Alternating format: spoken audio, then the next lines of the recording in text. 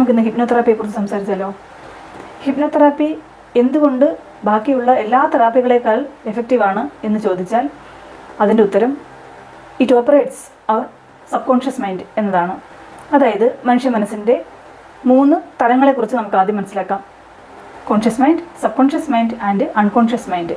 മനസ്സിൻ്റെ 10 മുതൽ 12% വരെ വരുന്ന പ്രവർത്തനങ്ങളെ നമ്മൾ കോൺഷ്യസ് മൈൻഡ് എന്നും ബാക്കി 90% വരുന്ന പ്രവർത്തനങ്ങളെ സബ് കോൺഷ്യസ് ആൻഡ് അൺകോൺഷ്യസ് എന്നുമാണ് പറയുന്നത്.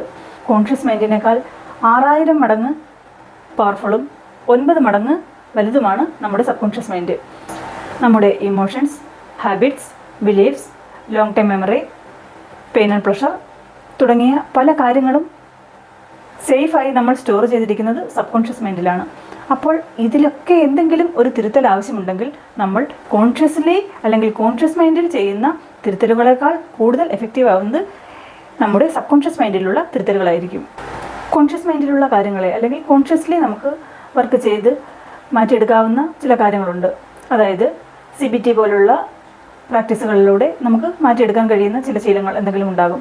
പക്ഷേ നമ്മുടെ sub consciously and unconsciously register ആയിട്ടുള്ള പല കാര്യങ്ങൾക്കും ഇതുകൊണ്ട് പരിഹാരമുണ്ടാവില്ല. അപ്പോൾ കോൺഷ്യസ് മൈൻഡിൽ നമ്മൾ തിരുത്തുന്ന ഒരു കാര്യം 6000 മടങ്ങ് ഫലവത്തായി നമുക്ക് സബ് കോൺഷ്യസ് മൈൻഡിലൂടെ തിരുത്താൻ കഴിയും. അതാണ് ഹിപ്നോതെറാപ്പിയിൽ നമ്മൾ ചെയ്യുന്നത്. ഹിപ്നോതെറാപ്പി ബാക്കിയുള്ള തെറാപ്പികളെക്കാൾ കൂടുതൽ ഫലവത്താണെന്ന് പറയാൻ കാരണം ഇതുകൊണ്ട് തന്നെയാണ്. Because it changes your sub conscious and unconscious mind.